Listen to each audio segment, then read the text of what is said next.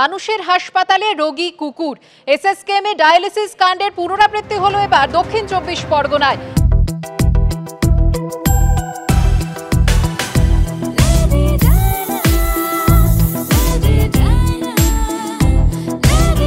From Lady to Lady Diana.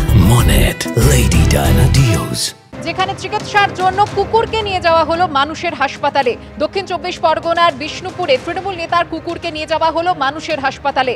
অ্যাম্বুলেন্সে করে তৃণমূল নেতার কুকুরকে হাসপাতালে নিয়ে যাওয়া হয়। ডায়মন্ড হারবার মডেল মানুষ ব্রাত্য তৃণমূল নেতার পোষ্যকে অগ্রাধিকার। এক্স স্যান্ডেলে ছবি পোস্ট করে আক্রমণ শুভেন্দু অধিকারী। 2রা সেপ্টেম্বর নিজের পোষ্য কুকুরকে নিয়ে আমতলা গ্রামীণ হাসপাতালে যান তৃণমূল ব্লক সভাপতি। কুকুরকে হাসপাতালে আনা হলেও চিকিৎসা করা হয়নি জানিয়েছেন আমতলা গ্রামীণ হাসপাতালের সুপার। যোগাযোগের চেষ্টা করা হলেও তৃণমূল ব্লক সভাপতি নবকুমার বেতালের প্রতিক্রিয়া মেলেনি। 2015 সালে এসএসকেএমে নির্মল মাঝি ঘনিষ্ঠের কুকুরের ডায়ালিসিসের চেষ্টার অভিযোগ ঘিরে তোলপাড় পড়ে রাজ্য রাজনীতিতে।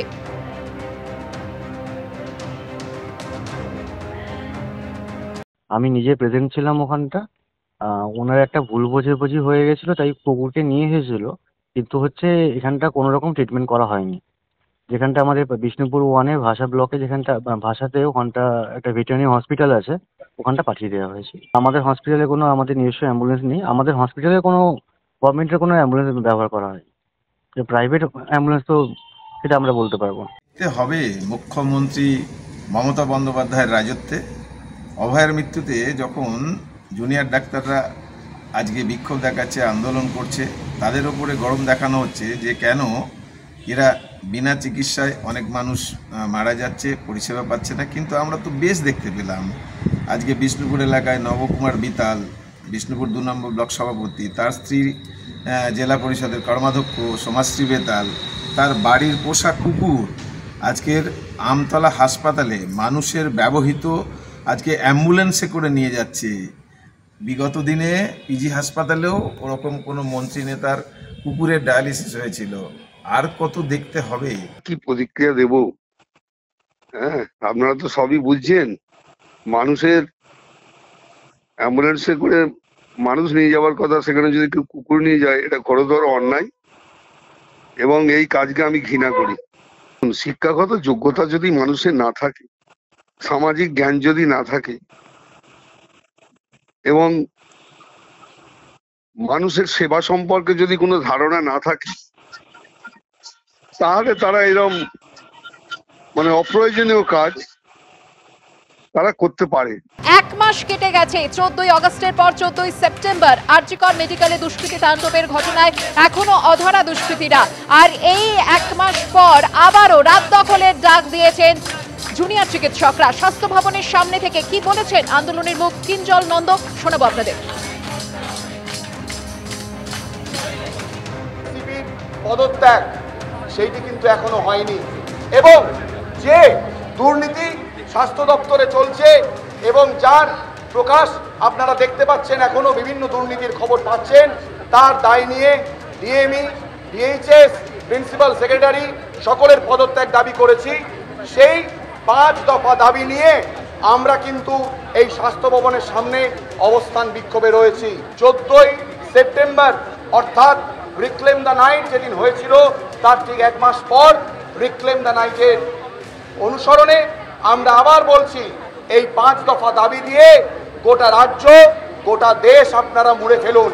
ব্যানারে হোক, পোস্টারে হোক, ছবিতে হোক, গানে হোক, কবিতায় হোক, স্ট্রিট পেন্টিংয়ে হোক, যে কোনোভাবেই হোক, এই 5 দফা দাবি দিয়ে সারা রাজ্য, সারা দেশকে মুড়ে ফেলুন। এই দাবি শুধুমাত্র এখন আর ডাক্তারদের একার দাবি নয়। আমার মনে হয় এই দাবি সময়ের দাবি, এই দাবি সমাজের দাবি, এই দাবি গোটা সর্বসাধারণের দাবি।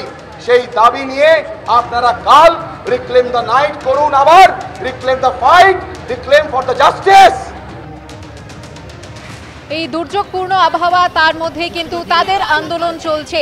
সাধারণ মানুষ, অসংখ্য মানুষ তারা এগিয়ে এসেছেন, তারা চৌকি দিয়ে, তিরপল দিয়ে তাদেরকে কিন্তু সাহায্য করছেন এই আন্দোলন চালিয়ে যেতে, এবং সেই এলাকার মানুষজন তারাও এগিয়ে এসেছেন।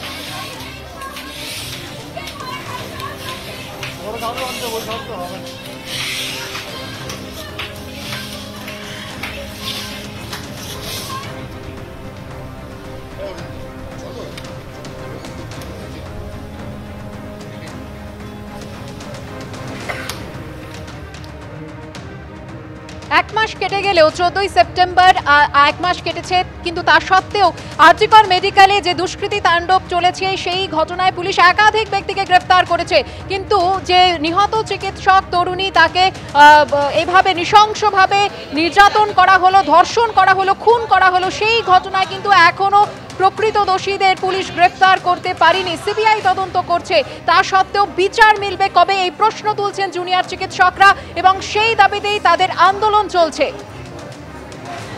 তার পাশাপাশি লালবাজার অভিযান বামেদের সেই ছবি আপনারা দেখতে পাচ্ছেন ফিয়ার্স লেনে, যেখানে রাতভর তারা অবস্থান করেছেন।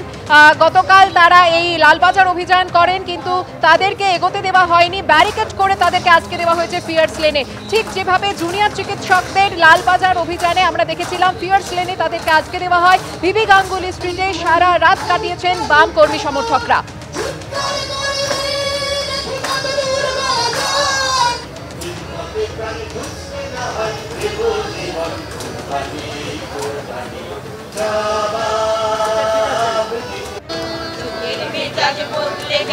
দিন বদলের হাওয়ায় লক্ষ্য যে ঢেউ প্রাণের সকল চাওয়ায় তোমায় পেতে হবে।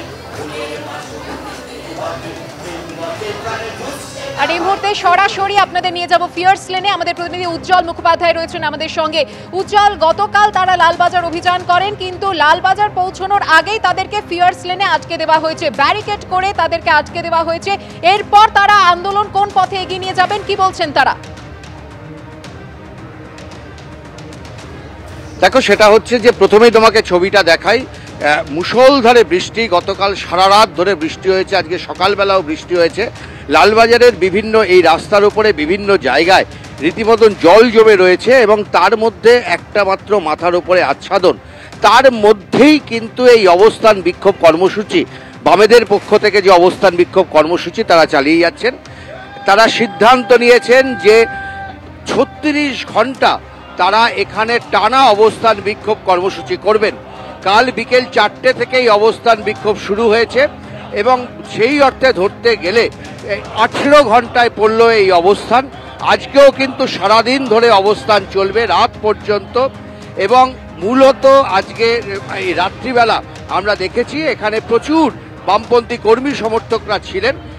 এই সকাল হওয়ার পর আস্তে আস্তে কিন্তু আবার কর্মী সমর্থকরা তারা আসতে শুরু করেছেন। আজকে দুটো মিছিল হবে, শিয়ালদা থেকে এবং হাওড়া থেকে দুটো মিছিল ধর্নাস্থলে এসে পৌঁছাবে। দেখো, তাদের মূল দাবি সেটা হচ্ছে পুলিশ কমিশনারকে পদত্যাগ করতে হবে। কেন তারা এই দাবি জানাচ্ছেন, কেন তারা পুলিশ কমিশনারের পদত্যাগের দাবিতে অনড় থাকছেন, তার কারণ তারা মনে করেন যে এই গোটা আর.জি. কর কাণ্ডে পুলিশ কমিশনার তার দায়িত্ব এড়াতে পারেন না। বরঞ্চ তাদের অভিযোগ যে পুলিশ কমিশনার ওখানে পৌঁছে তথ্য প্রমাণ লোপাট সহ যে কাজগুলো করেছেন তার অভিযোগ পুলিশ কমিশনারের বিরুদ্ধে। ফলে পুলিশ কমিশনারের এই পদে থাকার কোনো অধিকার নেই, এই চেয়ার তাকে ছাড়তে হবে। এই দাবিকে সামনে রেখেই কিন্তু কাল বিকেল 4টে থেকে এই আন্দোলন শুরু হয়েছে এবং আজকে সারাদিন ধরে চলবে। আমি সন্দীপকে বলবো একবার দেখাতে। দেখো, এখানে একটা ব্যারিকেড তৈরি করা হয়েছে পুলিশের পক্ষ থেকে। অবশ্য সেই ব্যারিকেডের গায়ে লালবাজার অভিযান এই কথা লিখে রাখা হয়েছে। এই যে বড় ব্যানার, সেই ব্যানার তারা টানিয়ে দিয়েছেন এবং প্রচুর পরিমাণে বামপন্থী কর্মীদের যে স্লোগান, বামপন্থীদের যে পতাকা, সেগুলো টানা রয়েছে ব্যারিকেডের গায়ে। উল্টো দিকে বসে রয়েছে পুলিশ, কিন্তু এই ব্যারিকেড ভাঙার কোনো ধরনের কিন্তু কর্মসূচি তাদের নেই। একেবারে সেই ছবি আমরা দেখলাম। উজ্জ্বল, ধন্যবাদ তোমায়।